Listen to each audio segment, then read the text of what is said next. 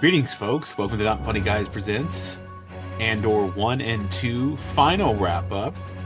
Because today we're actually looking at Rogue One, a Star Wars story. This will serve as our final capstone before we move on to talking about Red Dwarf. So let's get into it. So summary of Rogue One. Of course, this came out in 2016.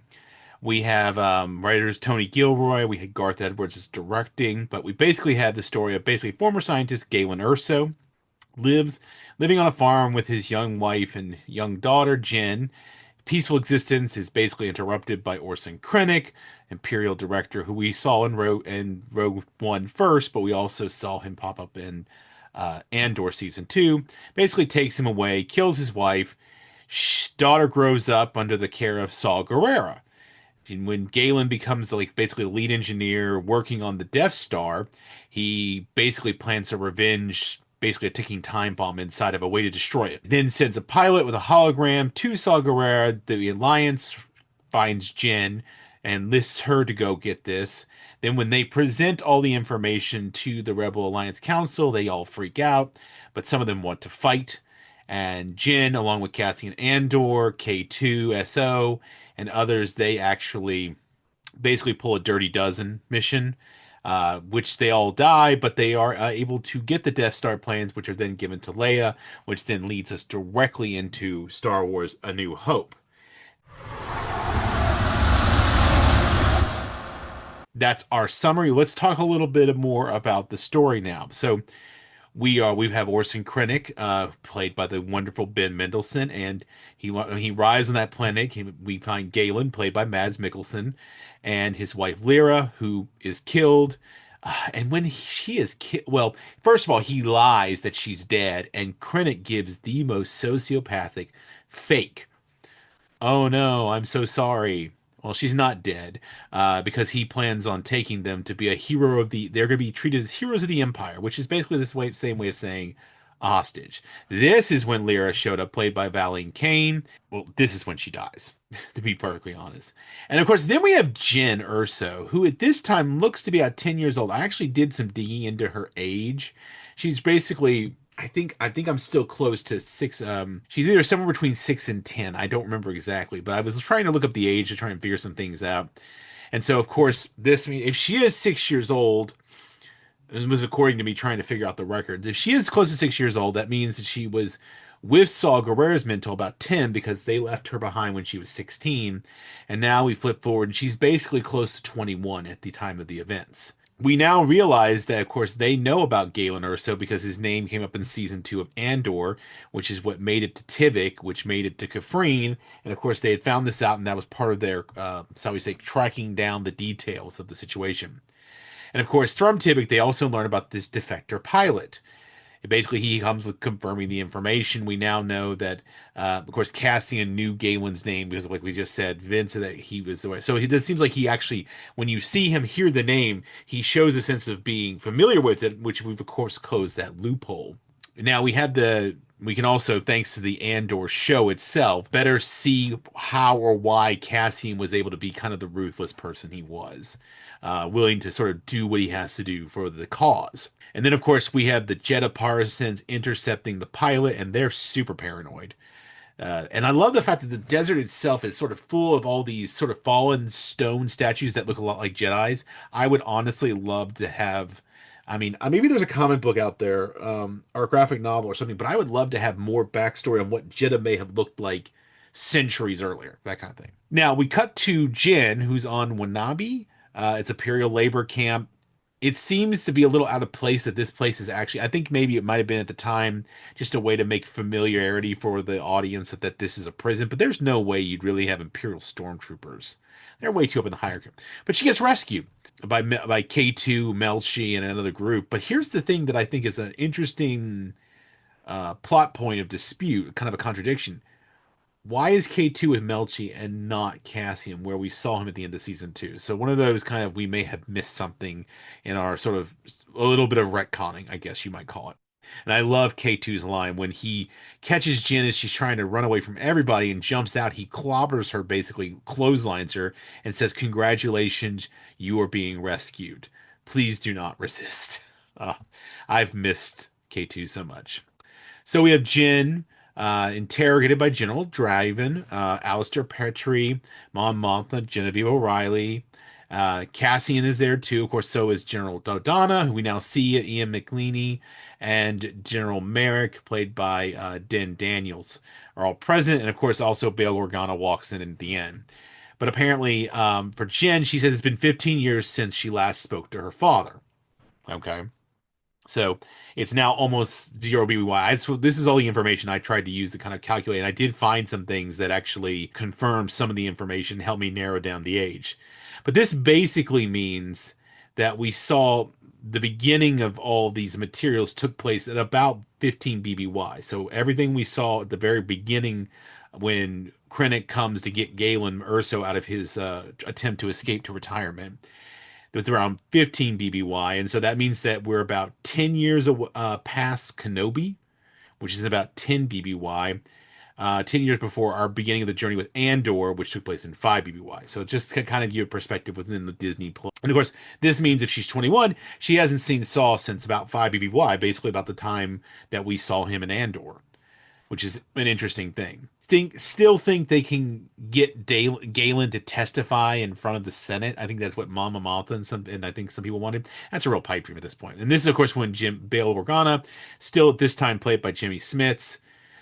Casey and I discussed why he did not revive the role for Andor season 2. If you go listen to our Andor episodes 9, 10, 11, 12 wrap up video, you can see us discussing that. They're sending them to Jeddah to find out about the pilot, trying to track this information. On the way out, getting ready to leave, Draven gives Cassian other orders that he's basically going to take Galen out, basically being way more practical.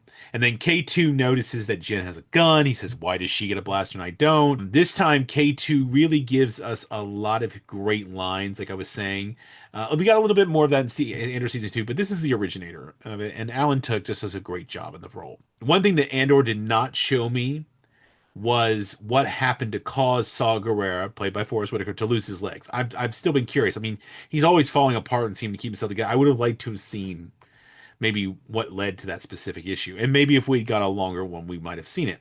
Of course, this is when the pilot is meeting him. Saw Still's paranoid Eller. Now he's got this Borgullet creature to test the story and test for truth. And now we cut to where we finally see the Death Star getting its dish put in. We have Krennic and we have Grand Moff Tarkin sort of squaring off. They definitely don't like each other. Tarkin and everybody else is still trying to keep this a secret because they still do think that the Senate and sympathy for that, which we'll see is no longer a problem in A New Hope, is an issue. Galen in his hologram message that we will see, we do see this actually in a flashback that he has nickname for Jin is Stardust. That's going to be important because it's also the name he gave to the Star Wars project plans. And of course, she also has a kyber crystal that her mother gave her. It makes me think of what they did with Luthen and Cassian as well. When they get to Jeddah, they leave K2 with the ship, go to Jeddah City, which has a lovely Star Destroyer sitting on top of it. They've been stripping the kyber crystals. They meet two future friends. They don't know they're friends yet. One former guardian of the temple, the guardian of the wills of the temple, the Kyber, and the other basically is his friend and bodyguard, the blind, the blind gentleman, which we will come to learn is Chirrut. Basically is able to see Jin's necklace, talks to her about all that thing. Cassie and Jin spot men who are part of Saul's group, about to do an ambush. That all is a giant mess. Interesting firefight. They get themselves in a bit of trouble, but K2 actually shows up and does rescue them after they make their way from the ambush itself. And of course, all these fun little issues then come to a head because later on they sent him, of course, back to the ship. And Jen is basically showing off a lot that she's quite easy to hold her own. Sorry, tongue tied. Then we have Sheridan Mui, played by Donnie Yen, great martial artist, saves their bacon basically after Kay leaves them when they run into some Imperials. And then he is saved, and he's blind, by the way, which I love. Baze Malbus, played by Wen Jing, But then finally, if everything else just keeps falling apart, they also then get captured by Saw's people right after this.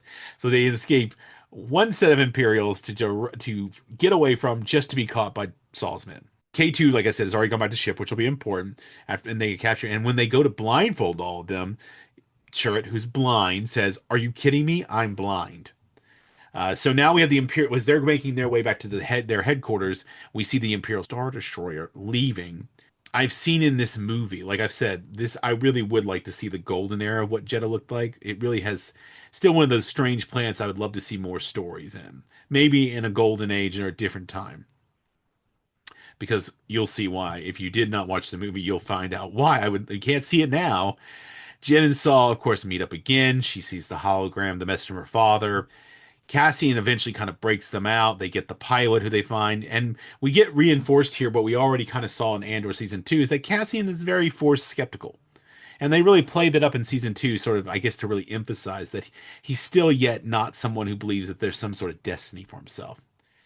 We learn, of course, this is where we get the information about why Saul left her behind when she was 16 and people were starting to figure out who she was. Kind of convergence here. The idea that the pilot and her father and that they would trust Saul, it makes you think that before we started seeing him, and he was always a little crazy if you've ever watched Clone Wars, but it makes me kind of think that there must have been a time where he was closer to the Rebel Alliance, perhaps. I don't know. Or maybe he was just a less paranoid guy and a little bit more center of the line than he used to be because of his whole, like I said, his whole friendship. And I believe they've actually discussed that in some books, but I think it was Cataclysm or Catalyst, one of those two. I'm not sure. He's, of course, still paranoid, thinks that Jin might be there to kill him. Like he said, there's not much left of me. In many ways, Jin is in her own way, very much like Cassian in the beginning of season 1. She's kind of mercenary-ish, someone who wants to disengage, to walk away. And that was always something that kept ambushing Cassian in Andor seasons 1 and 2, is that any attempt by him to walk away just made things worse. It forces him to engage. Keep her head down, stay out of all of it, but you really can't. Just like Cassian. Of course, now we find that in response to all this, the Death Star has now shown up to contest a small test on Jeddah City. The city is destroyed. They use only one reactor, so they don't destroy the whole planet. I think Krennic says, not Krennic, Tarkin says, we need a declaration, not a manifesto. Then basically they're in a race to outrun this coming explosion to the base. And unfortunately, K2 shows up to fly them out of there, but Saul stays behind. He's tired of running, decides this is the end for me. And like I said, K2 really gets most of them out. Now they've got the pilot, they've got Chirp, they got Baze, Jin, and Cassian, along with K2. They get out of there. Of course, Jin tells all of them about the hologram, that there's a weakness placed in the system. Of course, the message that she heard from her father said they had to go to Scarif to get the plans. And Saul's last lines basically are save the rebellion, save the dream. Again, sociopath alert. Krennic, when visualizing and seeing this destruction, says beautiful. Yikes. Upon successful completion of the test, Krennic takes control of the Death Star. Krennic is basically furious about it, and he basically goes to see Lord Vader. He wants the Emperor's intervention. Now, we also find out after when he goes to see Vader that there is, of course, there's still considered to be a bit of a leak in intelligence, like how the pilot, and so it seems the leak might come from Edu. And now this is also where they're going to go because this is where Jin's father is now that the pilots tell them. They send a coded message back to Yavin confirming the weapon, and they basically Draven reinstates that his orders to assassinate Galen still stand. Now Bodhi, who is the pilot, played by Riz Ahmed, is a he's a pretty noble guy, actually. When you follow him throughout this story, what he's able to do and what he's able to sort of push himself to and believing in what he does, I thought was really, really quite powerful. To see like a very everyday kind of man thing. Jin has real hope, actually, after seeing her father's message, and she's telling it to Cassian, and he kind of tells her, I'm not the one you have to convince about her father's message. And so they learn that the plans are on Scarif. She wants to bring her father to tell everybody. So this is why, we're still going to Edu. And this is not just them, but also Krennic. And everybody's kind of going on a little rendezvous point. We'll do the same thing at Scarif. Of course, this is when they crash land and they do lose contact with Cassian for a while. So he's still operating on his old orders.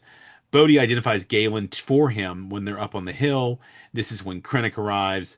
The pilot goes to basically steal them a shuttle to get a way out, and Jen is going by an alternate route trying to get close to her father. Now, Krennic now believes that the traitors are these scientists, these engineers working for Galen. Galen won't let them kill him, but that's because he then confesses he's the real leak, and Galen he still won't give up Galen. He's got a weird like need to keep him around. Cassian sniping in on this situation with his scope chooses actually to not kill Galen, who didn't try, who had actually tries to intervene to save his engineers. Comms are back up, but they try to wave off a squadron that Draven sent.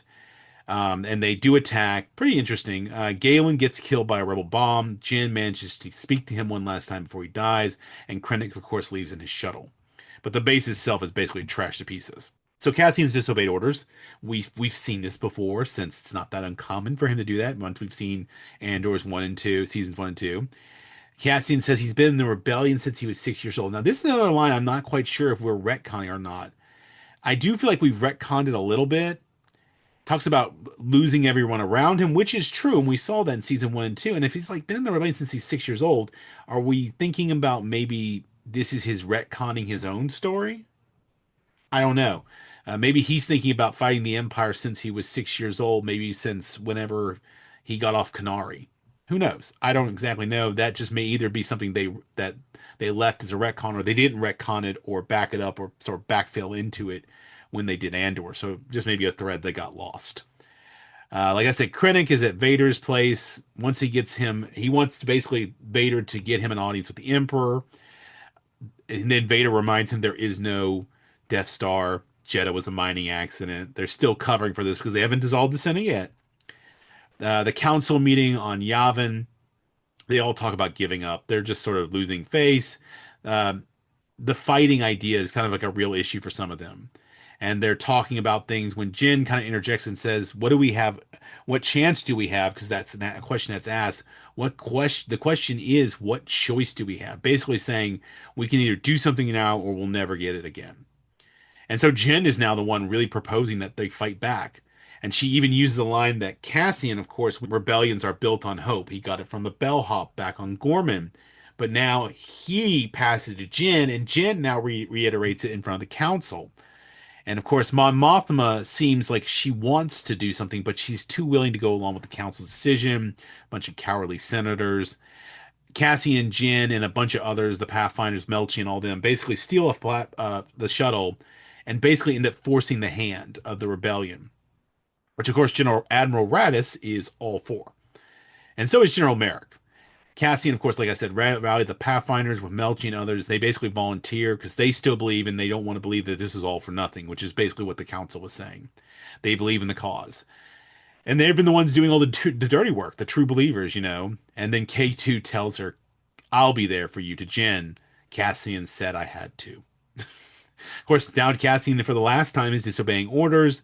Bodhi is in the cockpit when they're being interrogated by, I guess, comms tower about the fact that it's an impounded ship, and he gives the call sign that is our title of our movie, Rogue One. Now, Mon and Bale, they talk about Kenobi, and basically he's going to be sending Leia to get him. And they basically, using the Imperial ship, do like Han Solo does in Return of the Jedi. They basically bluff their way to the ground. They get their teams on the ground, the garrison. They want to draw the garrison out so they can get inside. And so they basically create a guerrilla situation where they go about planting bombs, all these different pads, and going playing all Assassin's Creed until the moment's right, and they detonate everything and then draw out the enemy. And then, but before they even deploy, sorry, we go back here. Jen uses Saw Gerrera's talk about, one man with a knife can carry the day with no hope, with back against the wall or whatever the line was, can carry the day. Like I said, they're planting bombs. Tarkins learns of the rebel attack when it starts going off and takes the Death Star there. When he learns Krennic is there too.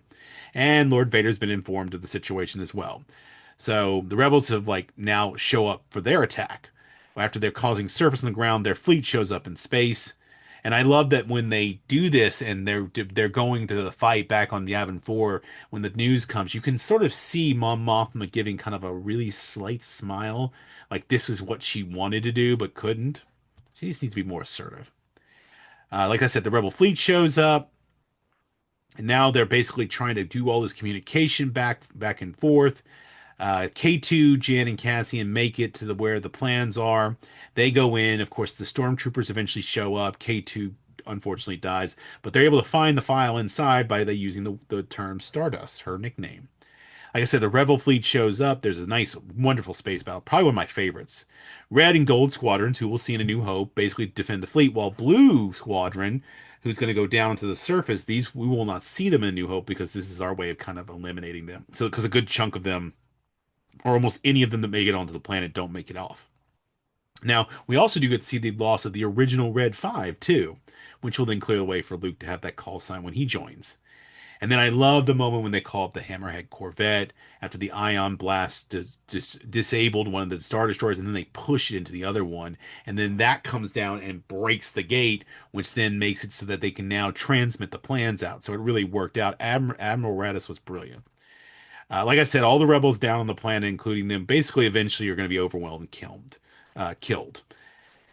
In fact, Krennic will even die because after Jin and he were on the platform and he finds out who she really is, and then Cassian shoots her. I'm sorry, shoots him. He will be there long enough to look up and see the Death Star as it blasts the tower off as it shoots again, like it did at Jeddah. So Krennic will die in a very ironic way, you could call it. Big part of the Rebel fleet, though, also doesn't make it out, including Raz's ship, because Darth Vader and his Star Destroyer show up to block their way. Also, another great scene. Of course, eventually they will board Raz's ship, and really intimidating, nasty fights ensues that reminds you of how scary Vader can really be.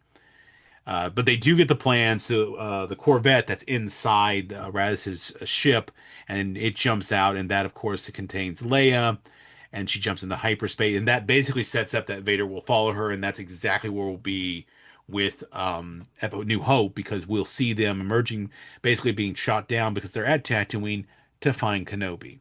Now, of course, I forgot to mention here, unfortunately, in the fighting, like I said, we lose everybody. Chirrut, Baze, K2, Bodhi, and then eventually the last we'll see Cassian and Jin blasted away after the Death Star blast reaches them. That brings us to the end of Rogue One review, and it also brings us to basically capstoning Andor seasons 1 and 2. I just thought it would be very fitting for us to follow this up. So please like and subscribe to the feed. Join us if you want to watch movies. We do our podcast Off the Reels at Not Funny Guys Presents Not Off the Reels. We also have Casey and Eric over doing their podcast where they do horror of it all. Well, they do horror and wrestling, or wrestling with the horror of it all. And then, if you're interested in what the life of an academic is, sometimes college professor as I am, you can actually go listen to our newest podcast, Not Funny Guys and a Gal, present Thinking About Thinking, where I and one of our newest members of the Not Funny Guys, our Not Funny Gal, Dr. Kristen and I talk about things every week, usually coming out on Thursday. So, like I said, like and subscribe, and return next week. We will be beginning our Red Dwarf rewatch. If you're not familiar with Red Dwarf, it is a magnificent and to some degree still going in spits and spurts British sci-fi show. In episode 1, I'll be taking a little bit of time to explain some of the characters to help you better understand as we merge into this. If you are not familiar with this, I grew up with this on PBS, so this to me is kind of like revisiting part of my childhood that was very influential, along with Doctor Who. But it's nice that we can kind of go through Red Dwarf together, and we'll be starting that next week. Until then, keep it not funny.